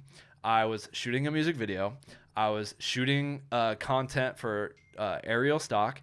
I was creating a promo video for Tropicolor, because all this content we're using for different pieces for all these different things. I literally was like working on four projects at the same time. I was just climbing waterfalls and jumping into pools. Do you and love stuff. it though? So, no, it's fun. Like, it. again, like I like doing it so it doesn't feel like work. Yeah. I mean, yeah, there's moments where it's like, okay, I got to get the shot. Like, and I can't, but ultimately it's still like, I want to bring my camera. Like if you told me like, yo, Jake, you get to go to Hawaii, but you can't bring your camera, I'd be like, dang, really? Like, that sucks. Like I would, I might have to pass. I might have to pass on that one. Like, I genuinely want to film my experiences, because I also look back, even when I just had a little GoPro, the first time I went to Hawaii with my brother, took a GoPro and documented the whole thing with no intention of like, oh, I'm trying to make social media content or anything. I just did it because I wanted to, bring a camera. I liked to have a camera and document. I look back, whenever I watch that video, man, I look back and I just get like all warm inside, and like I just think back to the memories we shared, like the things we talked about on that trip, just the period that at the time we were in our life, like, and it just makes me feel good. And so I love like always having a camera for that reason, and I think that'll be cool for a lot of kids and generations to come, like being everything's documented nowadays. Everything is being documented. Like, so even like when I have kids, it's like, go on YouTube, subscribe to me, little Jake, and go watch your dad, like, so I don't know, I just always got to be creating. I was always we were there vacationing, but at the same time working on like 4 or 5 things. I love it. But it didn't feel like I was, it was still just fun. You got to always be pushing and trying to create something, right? Like, but like literally, and I'm always like, I never like, one of the great things about being like your boss or your entrepreneur, have your own business, like you get to create your own schedule, and you create what you want to do, and you build your own time around what you want to do, but you also never get a day off. Like, you're always like, even when I'm in Hawaii, I'm getting, the emails for, bookings and that. And most of the time, like when I'm there, I shut a lot of that off. Like, and I literally just focus on what I'm doing there. Like I won't respond to emails. I'll respond to certain texts, but I pretty much try and shut it off and just focus on what I'm doing right there. Cause that's present, like enjoy it. Be present, enjoy it. And get, like, when I'm outside of LA, like that's my time to, or like Arizona even, like that's my time to just kind of, break away from the social media and just focus on what you're doing. But yeah, just always freaking creating, always doing that. Second fan question from Ray. How do view counts shape the way you create? How has it changed over your career? That's a good one, because it used to be popping and now it's just not. Like, in the way the landscape of YouTube has changed, and just, we used to average like on the BuffNerds like 10 to 15 million views a month, and now I think it's like 1 to 3 or something. Like it changed dramatically, and then but it still has not stopped me from creating content, because again, I like to do it. I like when I put stuff out, people are like, yo, this helped me so much, or I learned this, or like, I enjoy doing it, even though I don't get really any views anymore on YouTube. Like, it's mainly just all through like Instagram and just other stuff. And again, my career is in a different point where I'm working on big budget productions, which is where I always wanted to be when I was just a little guy playing so YouTube, it's like I still do it on the side just because I sincerely enjoy doing it. I like to see the feedback from people when it's like, yo, this helped me, or this or that, and I use it also as a way to get my business out there in my different companies or products or whatever. But I'm not sitting there thinking like, okay, how can I create content for views right now? I don't know. It's just you're basing on what you think is going to be good content for yourself, right? Good content for myself, for the channel, for the followers of the channel, like people who would appreciate it. Whereas, a couple of years ago, it was like, all right, how can we get the most views? Like, you know what I mean? And like, even with Futuristic, when we were doing the Do It music video, it's like, let's get Lexi Pantera and have her twerk in it. Like, because she was popping, it's like views. Get her in, you know what I mean? And it worked. But yeah, it's just, in a different place now. YouTube's in a different place now. And so, you also got into it at the right time, because now everybody's uploading, right? Yeah, so and that's the other thing. It's extremely saturated and competitive. So I kind of got in at a good time as well. But yeah, for a lot of people who are maybe trying to just start YouTube now, it's like, it's rough, because not only does it, like, it pays way less now, the algorithm's kind of all freaking messed up. Like, people aren't getting notified even though they're subscribed when they're uploading videos like they used to, and just all this messed up stuff. On top of all that, it's every single one's doing it. You know what I mean? I have my my girlfriend's mom was like, hey, can you maybe help Malaysia. She's starting like she's like, I don't know, like 6 or something. She wants to start her own YouTube channel. It's like everyone's creating some YouTube channel, you know what I mean? And yeah, so it's just like, yeah, it's a great world that we can now just create like that. Just out with a cell phone, you can start a YouTube channel, but then obviously, like we're talking about, it just becomes this competitive place of so many people that you have to find ways. Yeah, I know a lot of people that used to, or not a lot of people, but I know, some people that they used to, that was their straight livelihood, and like they focused on that super heavy, and they would get, tons and tons of views, and now it's like they've shifted because it's like they'll upload a video and just doesn't do what they used to, and also, so yeah, it's the whole landscape has kind of changed. I think one, because of YouTube has changed, but also just so many people are doing it. So I think it's important though. You can't just put all of your time and energy into one thing. Well, I literally just said this on my Instagram yesterday, and it was basically, I can't remember what the quote said. I might have to look it up, but it was basically like, you have to learn to adapt and adjust like with your career and your surroundings and what you're doing, because just because you're hot 1 minute, I promise that will not last. It will always fade away, and you have to learn how to like adjust and adapt to the changing landscape, whether it's filmmaking, friggin' architecture, whatever it is. The landscapes are always changing, and you have to stay relevant or stay hot or keep on the growing up scale. You have to learn how to like, okay, how can I adjust with this, and that's like super important. And you can even look at that from an artist standpoint, a musical artist or anyone. And so it's important that you're constantly trying to learn to adapt. And that's why my hat is off to Futuristic, because he's a smart man, and I see what he does with the Sheesh World House, with bringing in artists, and now he's co-signing artists, and that's an example of someone adapting that I respect about that man. Is he's a hustler, and once again, you two, you know what I mean? It's like it's funny that both of you come up together, and you both are smart in both of your lanes, and it's. I think we like both like, we kind of subconsciously pull ideas from each other and stuff, because it's like, I've always written my books and guides and manuals, and then he comes out with his book about how to become a rapper. And I was like, I inspired. So, I'll take 1% on the inspiration. No, it's like you see what each other are doing and how you're being successful in your own ways, and you kind of take from that too. But yeah, he's an extremely hard worker, and it's like his mind is always spinning on. And again, I don't think you need to go to, like, I feel like business a lot of the time is just creativity, like, and thinking creatively and outside the box. Like I didn't go to business school. Like I mean? Yeah. And it's like,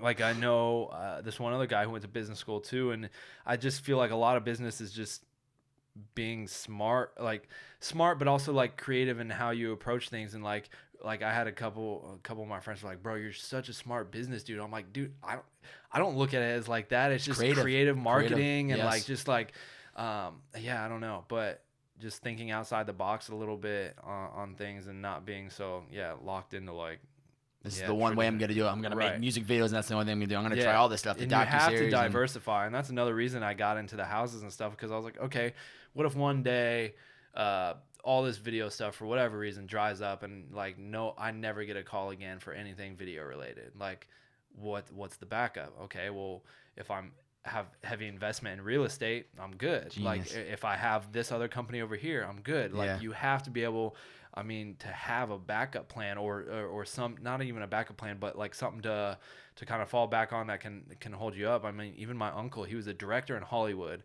did the Mummy Returns, Van Helsing, did some big movies. I didn't even know this till later on in my life. Really? And I was on a couple movie sets with him when I was probably like 19, right before college, and but he did all these movies as a second unit director, so he would do all the action sequences, like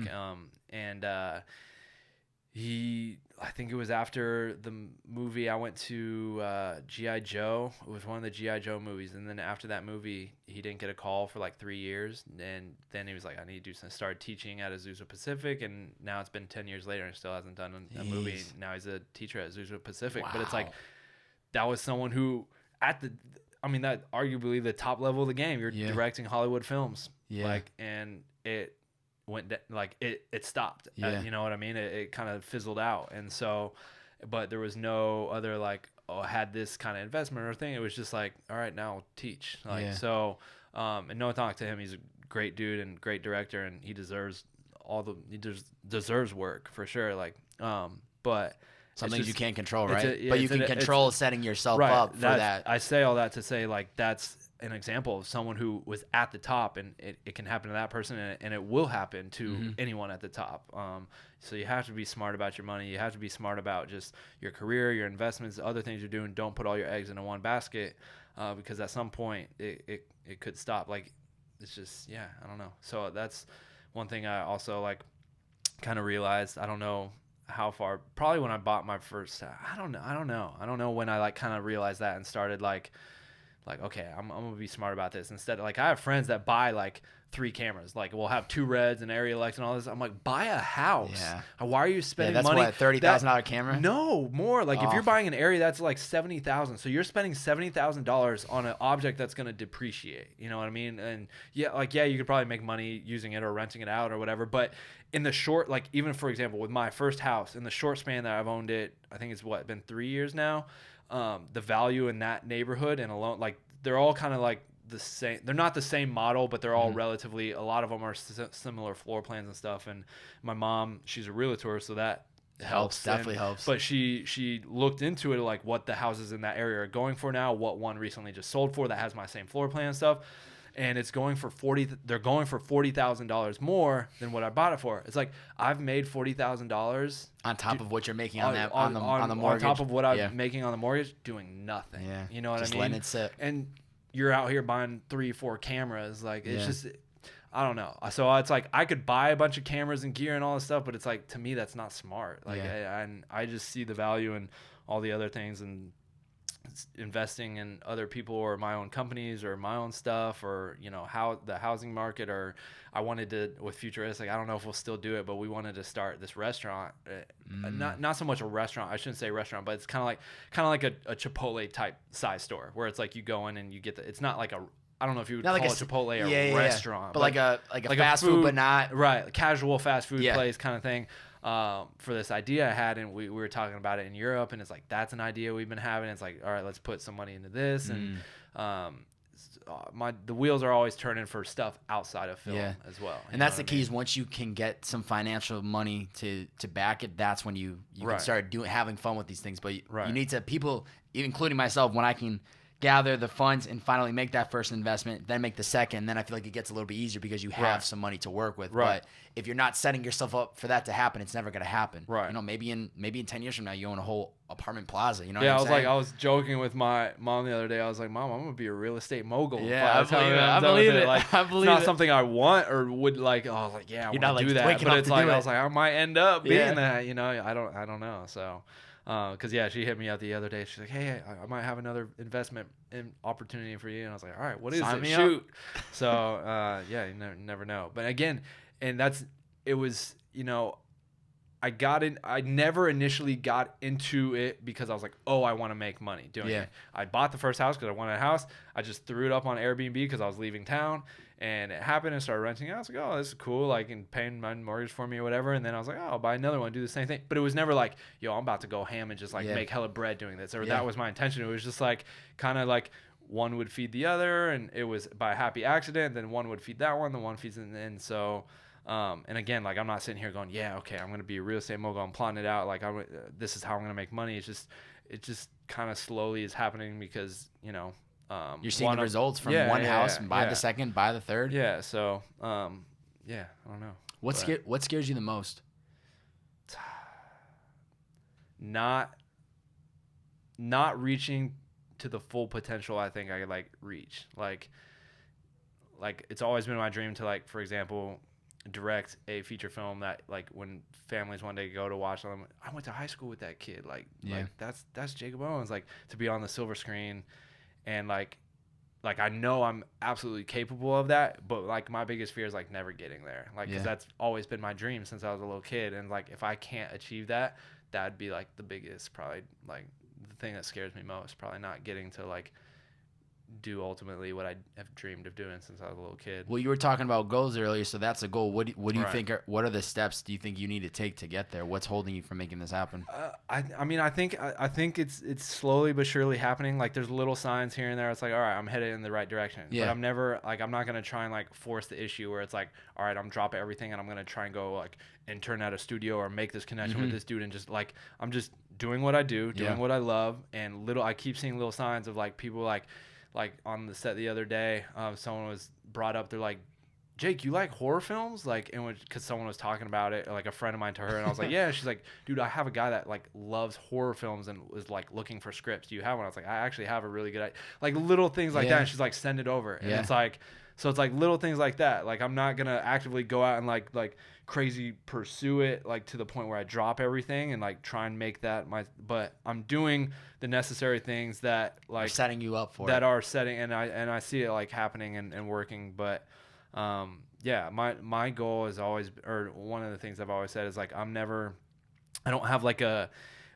detailed outline plan of like what my future should look like, because everything's so unpredictable. I always just try and focus on the task at hand, do the job that's at hand, do it well, which leads to the next one. It's kind of how my whole career has been. Like I've never been like, oh, I want to, I have to direct this video, $100,000 video for Chris Brown, and how like, and then my life's been focused around getting to that moment. It's just always been like, if that happens one day, it's going to be a byproduct of like all the like me doing the right little things to get to that moment. But I don't focus on in the future of like, in that sense of like zeroing in on one little thing like that, and like, because then your mind just becomes consumed with it, and you can't like think or do anything else, and you can't be as creatively free because you're just like so worried about that end result, and the future, and what does the future hold. And people are always constantly like, not constantly, but they message me pretty often like, yo, like I don't know what I want to do. Like I feel like I'm so far behind, and I have this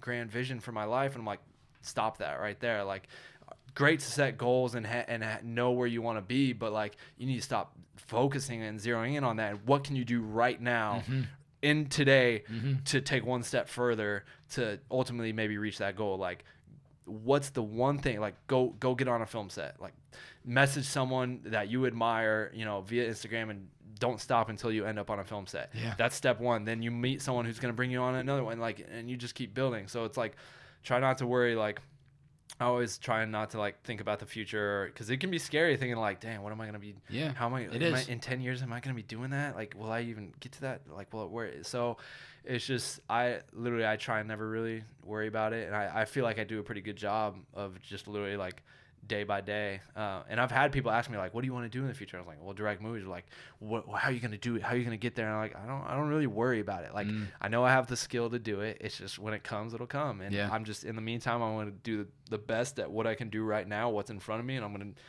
eventually it's going to happen. All these things are just leading you to, especially with the docuseries and this and what you're shooting now. That's just showing a whole nother world of what you can create. Top of the music videos, on top of the adventure stuff. It's all coming back to Jakob Owens as a creative, and it's just showing you all these different things that you can possibly do. So you're smart, right? Just focus on the moment right now, what you're creating, and know that it's going to happen. Kind of even going to the like you touched on, like the travel or adventure stuff or whatever. Like I never did that again with any intention of like, oh, this is what I want to do in the future, or like I can land a big brand deal by doing this or doing anything. Like, I just brought a camera and filmed because I like to film, and then I would make a video out of it, or a travel film, and like it's grown a little bit, and I've had companies reach out because of it and be like, we have this private yacht, we want you to come for 2 weeks and shoot a video on it. Like, and it's just like, that's coming because I just like doing that stuff. And again, it was never like a goal or mine like, oh, I'm gonna get paid to do travel stuff or this and that. I just like doing it and would do what was in front of me and create it. And ultimately, if you keep doing it and you love to do it, and because you love to do it, it shows in the end product. It will come to you in one way or another somewhere. And then I said this on my Instagram the other day too. I said, at least like if you're doing what you love, the money will eventually follow. But if if the money doesn't come, at least you're still doing what you love. You know what I mean? And so it's just like, at the end of the day, there's a lot of people who are stuck doing jobs they absolutely hate, and they, don't make good money from it. So it's like, I would much rather be doing something that I love, not making a lot of money, you know, than doing something I absolutely hate, not making a lot of money. So it's about that chase. It's about that journey. My mom, when I went back home for wedding a couple of weeks ago, she got me this bracelet and it says the journey is the reward, because that's like one thing that I'm always getting caught up in it too myself, of just wanting things to happen now. But then it's like, why am I rushing? Like I'm trying to enjoy the best of this conversation, because I know the end goal, I know where I'm going. Enjoy these little moments, because you're gonna eventually get there. It's just enjoying that process. Right. To get I look back at like the years when I was like shooting with Futuristic and KYLE. I'm like, man, those were like, even though that was the very beginning and like I was absolutely nowhere where I wanted to be, I look back and I'm like, damn, those were some of the best years of my life. Yeah. Like those were so fun. Like that, like, bro, one day we're gonna make it. Like, and you're like shooting all these videos and creating, and you're getting so like, we shot this video Lexicon, and like, which actually is in the Netflix movie. They show a clip of it. Yeah. And I remember we shot that and we're like, bro, this is so hard. We were like gassing each other, like, yeah, I can't wait to put this on YouTube. This is gonna do nothing. Like, we were so hype, you know. And like, I just look back and it's like, those were some of the best times and years. And I mean, the journey absolutely is the reward, and those are some of the best times, and you gotta appreciate the struggle for sure. Yeah. What do you think Jacob's purpose is? I feel like my purpose is to create, inspire, and just like help people. Like I love to just create to entertain. Like I feel like that's one of my purposes. I feel like one of my purposes is to help people, because I've done that through all the like content. Like I run into a lot of people that are always just like will use a trick on set or something, like, don't ever like tell anyone like this is how you do that, like blah blah, blah. And it's just like, why? Like, what are you scared? Like, I don't know. It's like, you know, all people ask me questions on set and they'll be like, bro, you actually answer stuff like that? I'm like, yeah. Like, I enjoy it. I like helping people, and I find like a lot of like joy in that. And then like to inspire, like, and it wasn't something like I was intentionally like, oh, I'm gonna try and inspire people. Like, I literally would, like, whenever I started doing it recently on my Instagram a few months back, whenever I would like think of something, whether it's part of my life journey or like just in the moment, and I would just, over a black screen, I just put text. And like people just started like reposting that constantly, and would be like, bro, you inspire me so much, this and that. It was never my intention like, oh, I'm going to do this to inspire people. It was a thought that popped into my head. And so I put it down there, and then people were like, bro, like every time I read one of these messages from you, it gets me off my couch. And like when I read that, I'm like, oh, that's dope. Like, you know what I mean? That's one thing I've taken from you, and I've incorporated into my like social media, and the amount of people that message me from it, or they repost it, and and there's times when I write out, I take a picture of my pants, black it, and then I'm like little do people know, I'm like taking a picture of my pants, and then I post. I'm like writing it out, and sometimes I question, like, should I even post this? And I'll fire it off, and of course, that's the mentality though, like that so many people struggle with. Do I share this? Do I post this? They're scared of like maybe the end result or feedback, like, oh, this isn't good. And it's like, it doesn't matter if you're Drake or, you know, some guy just starting out. You're going to get love and you're going to get hate. Like, it's just period. It doesn't matter how big, how good you are. Like, you know, it's just, there's always going to be those percentage of people that say something negative or don't like what you do. And like the people really sometimes control like what you put out in the world, and you should just share whatever you want to share. If you want to share it, put it out without thinking like, oh, people are gonna think I'm weird for saying this, like, or this video sucks. Like, if you like it, put it out there. And I think that just takes time of like, get over the hump. No, it does. Put out content for 6 to 8 months, or do the thing for 6 to 8 months, a year. It does. And then it's almost like there's like a Will Smith thing. Will Smith, he said it was like an interview, something, he said, just decide on what you're gonna do, who you're gonna be, and just do it. You know, like, don't overthink it. Just decide and do it. And even if you are just starting off, treat it like you're at the top. And be professional. And I like that. And that's what it is. Like, you just have to, with time, because even when I was starting off, I wasn't this confident. I wasn't putting up vlogs of me sitting in my room talking about personal things. Or it takes time, but it's something that's gonna come, and when it does, you have to just accept it and just go with your gut. And people gravitate towards the realness, the honesty. You know? That's the one thing I'll get a lot of messages, and people will be like, bro, like, you're just real. Like, and one, they're like, first off, you're like one of the only people that responds to me. That's of like, like I had one guy like, bro, I can't believe you responded to me. I'm like, dude, I'm a regular. Yeah, but they were like, yeah, but you have like 80-some thousand followers. I'm like, I was like, so? Yeah. I was like, I'm just a regular dude like you, you know? And I feel like so many people respect the realness just in people, not just like me, but even in like you look at artists, and that's why like J. Cole and Kendrick, they get a lot of praise because of one, they're talented, of course, but also like they're just real, and so especially more so today than ever with like how like fake people trying to be. I saw on this fitness Instagram the other day, my buddy was showing me these like Instagram fitness people are using these like Hollywood fake weights now. So like to lift those squat like with 5 plates on the side, and really maybe like 1 or 2 of them's real, and the 3 are like these fake foam ones that look and move very real. Wow. Like, and so they're doing it for the views. And you could have someone who's like struggling to work out or get in shape, or they're working really hard and they're like, man, and they're gonna feel so down about themselves when they see that. Man, I'll never get to that. Like, how are they doing that? They're gods to me. Like they're so, and then they feel so low about themselves and their self-esteem.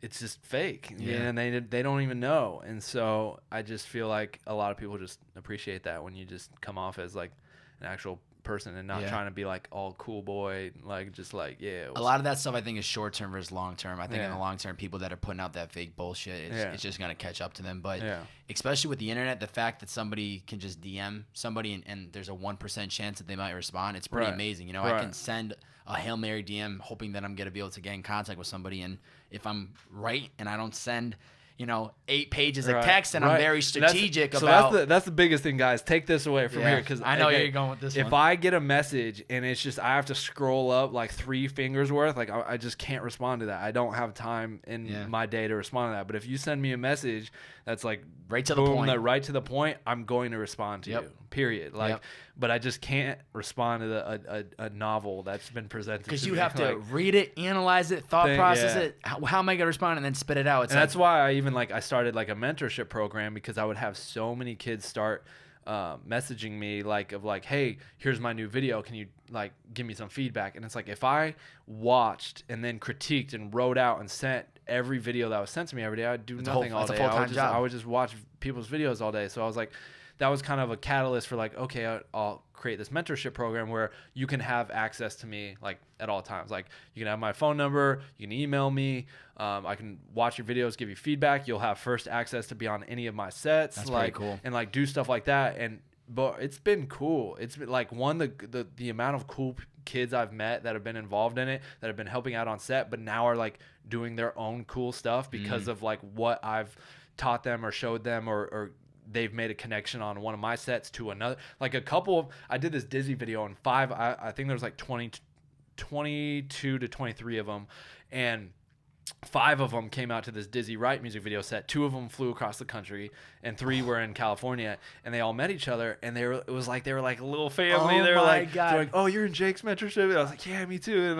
And a couple of them have like done stuff together in LA, like a couple that lived here, and then 2 of the other guys, one from Ohio, one from North Carolina, have like met up and done stuff and shot stuff together, and like they're like helping each other. And so I don't know, it's cool to see like some of them, one of them, even Corey Burmester, I actually brought him on as like a director on the roster now, because he's talented. And he's been doing some cool stuff, and he's helped out on the football show, and I'll probably bring him on to other future projects. And I don't know, it's been cool to see that. But yeah, that came all kind of that, like those questions, one of those extended questions of like, I can't answer this, but if I create a program to where it's like, all right, like I can, then that'll be valuable to a lot of people, I feel like. And no, it's been cool, it's been fun, and it's been even just cool for me to like hang out with them. And basically I was like, I'm like in your shoe, like you're in my like the shoes I was in years ago when you're just you see yourself out. The younger version of yourself, and so it's cool to kind of help be somewhat of a mentor for these guys. Guide and mentor for these guys, because I didn't have any, bro. I just did it. Like I didn't have anyone. I didn't have like tutorials. I didn't have a mentor. I just went out and did what I thought was cool and right, and just worked hard. And and I didn't have any ends to any professional sets or anything. Like the first professional set I was ever on, it was my own. You know what I mean? Like I was never had that opportunity to be on like a big budget music video set and learn or just soak in like, oh, this is how it's run and how it goes. Like literally my first big budget set was my own set. Like, like I just step by step would, and so it's cool to have that community where these kids are, they love it. And they'll forever be able to, help out on sets. And like, I even pay some of them now like that, like, yo, come out for the day in PA. Like I'll throw you some money. Like that's so cool. And I don't have to, but it's like, I do like, cause it's like, they've kind of paid their dues and they've also like shown that like, hey, like I'm of value, like, and like I see their a couple of them's value, and so it's like it's provided opportunities for them that they would have probably maybe never had otherwise, or would have taken more time to get to that point. So and I think it helps you learn. I'm sure it's helped you just grow as a person too by paying it forward to these kids and like teaching them some of the ropes. And after the Dizzy, I think it was the Dizzy one,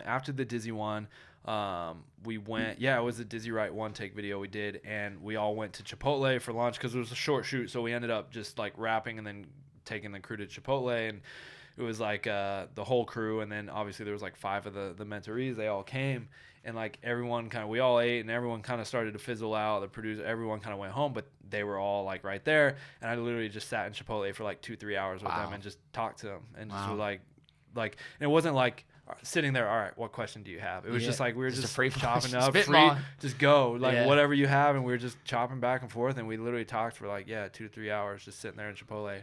And then finally I was like, all right, guys, I gotta go. I gotta go edit. Like, I gotta go do some edits and work. But it was like I enjoyed that. It didn't feel like I was like, I have an obligation to sit here and with these kids and do. I wanted to. Like I was like, what do you guys got? Like let's go. Fire away. So,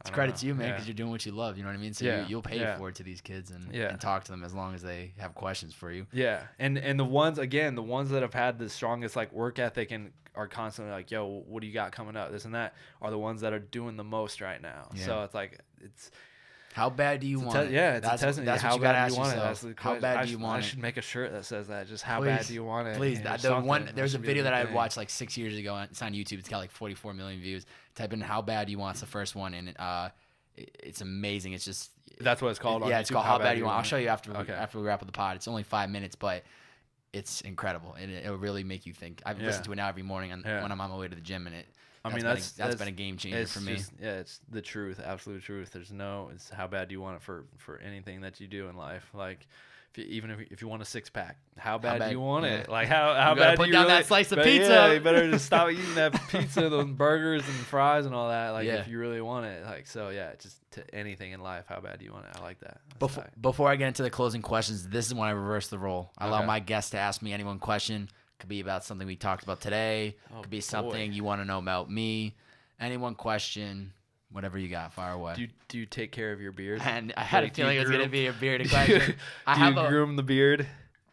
I personally don't. I have a barber that I go to. Okay. I get a loaf. It's a pain. But do you have like any little house products that you come in with? You put I have a pick in it or whatever. I have a pick and I just comb it. And this is some bearded talk, ladies and gentlemen.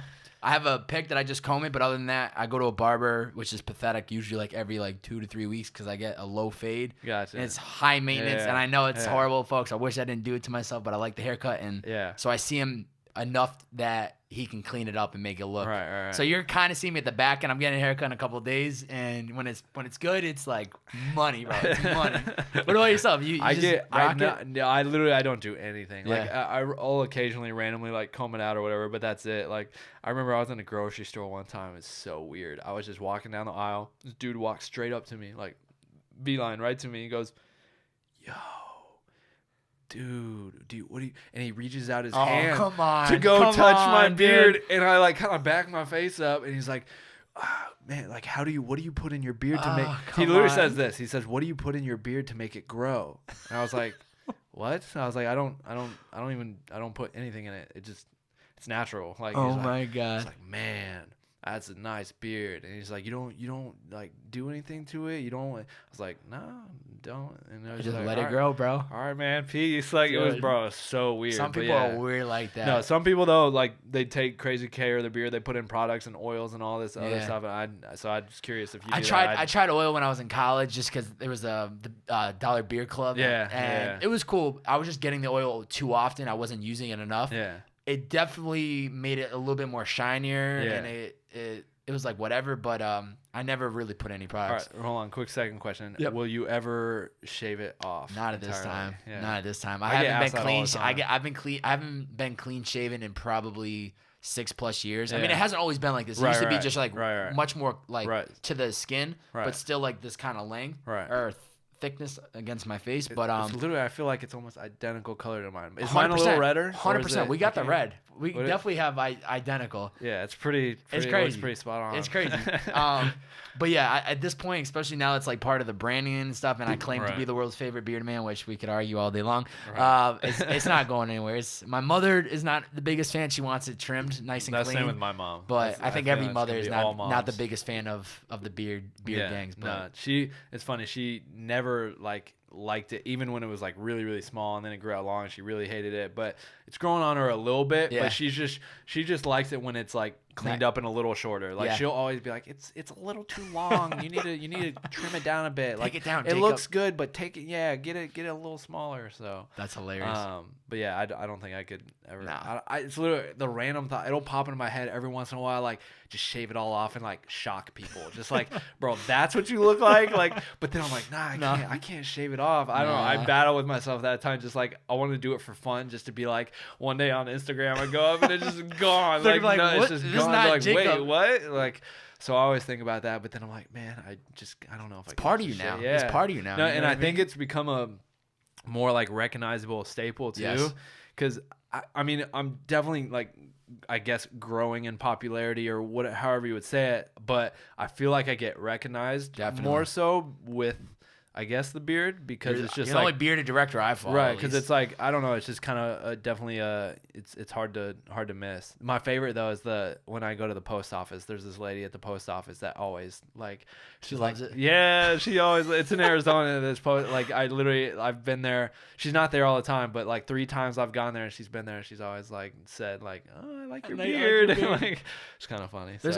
I won't do it often, but occasionally if I see a guy in public and I'm walking by and I see he's got a great beard, I don't do it. The beard nod. I will respect. I'll say, my man, great beard. Yeah. And they kind of love it. The girlfriend always roll her eyes or something. It's so funny. There's this one show. I don't remember the show, but it was like this time travel show, and the black dude in it meets this other black dude, and they're in the past now, and like they're like way in the past, and they're all saying hi to each other. It's like 2 white people and then a black dude, and they all say hi, and he like says hi to the guy and like kind of gives him like a little head nod, and the guy that's from the past, and the other black guy's like, what was that?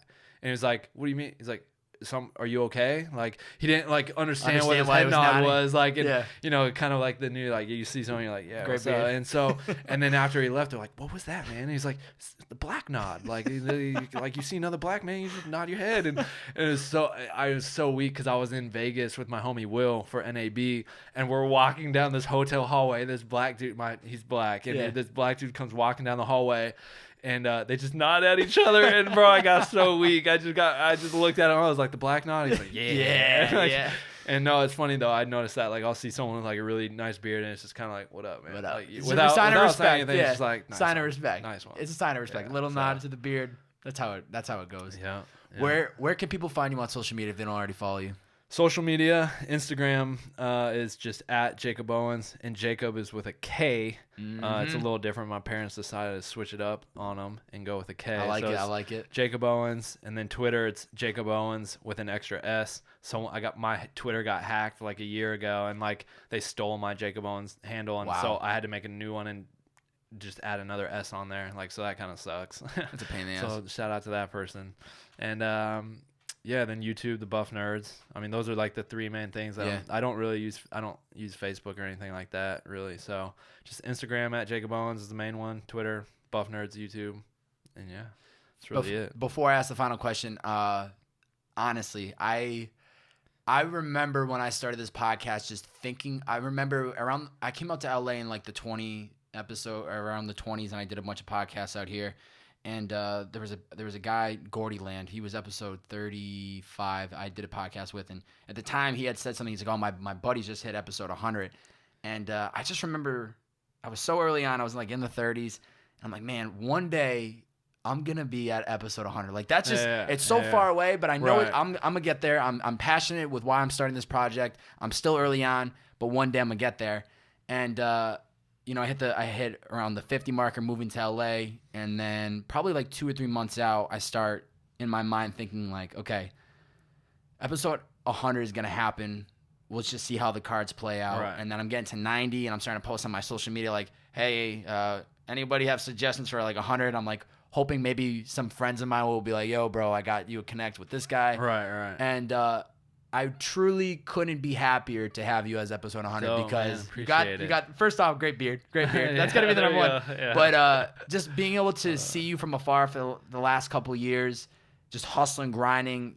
You are a great person that represents why this podcast started. Right. Somebody that didn't have a passion figured out, somebody that was trying to put all these pieces of the puzzle together, but was so inspired by all these different creatives and business people and makeup artists. And I just saw what passionate people had that purpose every day they woke up.